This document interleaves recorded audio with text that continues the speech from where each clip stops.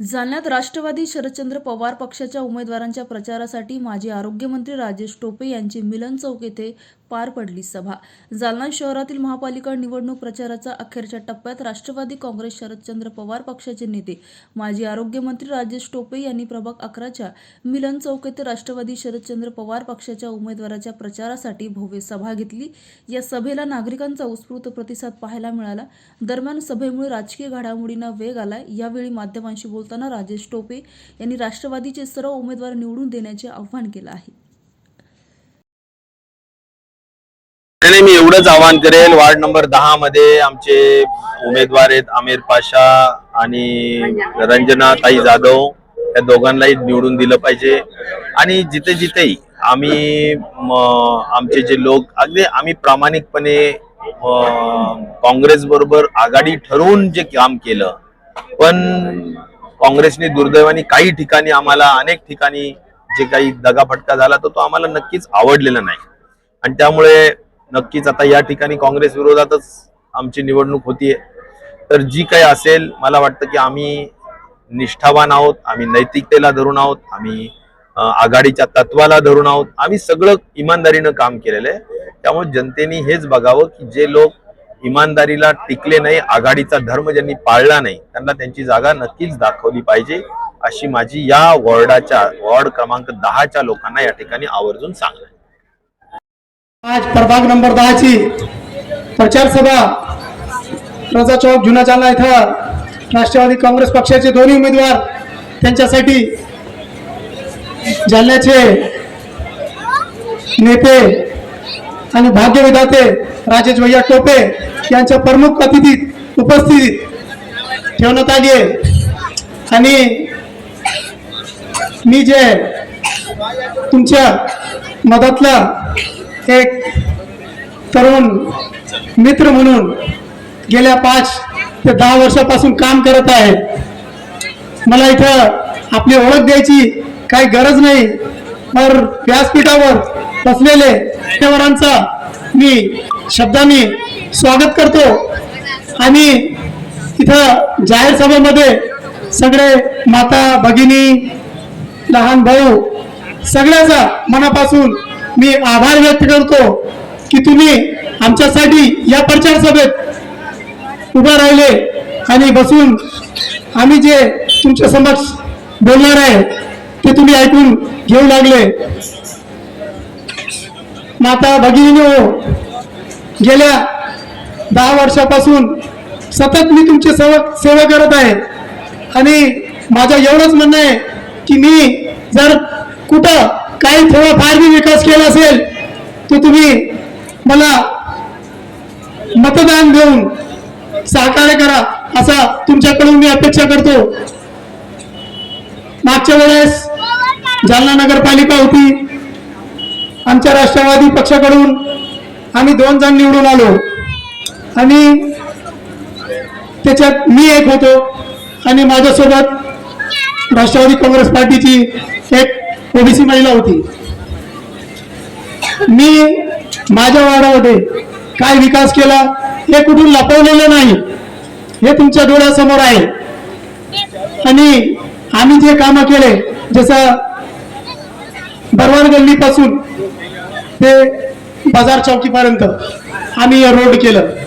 बरवार गल्लीसाठी आम्ही पाईपलाईन आणली, घुमार गल्लीला separate pipeline आणून दिली। तसंच मणियार गल्ली जे पूर्वीचा माझा प्रभागाचा भाग होता, तिथे मी अंडरग्राउंड रेन पाईपलाईन आणि रोड केली। ज्या रोडवर आपली सभा होत आहे, या रोडवर नेहमी गुडघेत पाणी राहायचं। आम्ही निवडून आल्यावर आम्ही काय केलं, तिथं आपण शांतपणेनं खुर्चीवर बसून एकदम खुशाल वातावरणात ही सभा ऐकत आहे। ही रोड बी आम्हीच केले आणि अंडरग्राउंड रेन बी केलंय मीच। आम्ही इथं विकास कामाबद्दल तुमच्या समोर आलोय की आमच्या विकासाबद्दल तुम्ही आम्हाला मत द्या। लोक काही वातावरण परसू लागले आणि त्यांच्या पायाखालची जमीन सलगलेली आहे की ते आता काही पैशाचा आम्ही दाखवून तुमचे मत घेण्याचा प्रयत्न करीत आहे। तर माझी सर्व जनतेला हीच कळकळीची विनंती आहे की पैशाच्या आमिषाला बळी पडू नका. येणाऱ्या 5 वर्ष तुम्ही तुमच्या 500 रुपयामध्ये त्यांच्या हातात देऊ नका. 500 रुपये तुम्हाला किती दिवस पुरतील हे तुम्ही लक्षात घ्या. येणाऱ्या काळात काम करणाऱ्या माणसाला तुम्ही संधी द्या आणि असे माणसाला संधी द्या की 24 तास 24/7 तुमच्यासाठी जे उपलब्ध राहील. तुमचे एक फोन केल्यावर ते धावून यायला पाहिजे आणि ते तुम्हाला कुठेही भेटायला पाहिजे. अशा एका मोठ्या माणसाला किंवा एक राजासारख्या माणसाला तुम्ही निवडून दिलं तर त्याचा टाइम घ्यावा लागेल तुम्हाला की साहेब मूड मध्ये आहे का नाही, साहेब उठले का नाही, साहेबाचा अंघोळ झाला का नाही. एक माझ्यासारखा तुमच्यातला साधारण माणसाला तुम्ही एक मन मिळव आणि चांगल्या माणसाला निवडून द्या. कारण की या 10 वर्षामध्ये, कारण की 5 वर्षापासून तर काही निवडणुका झाल्या नाही, तरी पण सतत 10 वर्षापासून मी तुमच्या सोबत आहे. आणि एवढे लोक बसलेले आहे, 1500 लोक इथे बसलेले आहे आणि एका माणसाने उभं राहून मला एक विचारावा की त्यांनी मला काही काम सांगितलं तर मी ते नाही केलं असा एकही माणूस भेटणार नाही. आणि माझ्या प्रभागामध्ये मागच्या वेळेस 12,000 मतदाते होते. तर या 10 वर्षामध्ये कमीत कमी 5 ते 7,000 लोकांचं काही ना काही काम जे मला आणि भगवान, ज्याला आपण अल्लाह आणि भगवान म्हणतात, त्यांना माहित आहे की मी त्यांची समस्यामध्ये कुठे ना कुठे हातभार लावलेलाच आहे. मित्र हो, तुम्हाला माहित असेल की 2019-20-21 हे कोरोना काळचा पिरियड होता. भाऊचा नव्हता, माय लेकाची नव्हती, भाऊचा नव्हता, माय लेकाची नव्हती. इकडे तिकडे सगळे पळत होते. कोरोना काळ तुम्ही पण बघितलं, आम्ही पण बघितलं. सगळं भारत देशावरती कोरोना काळाचं संकट आला होता.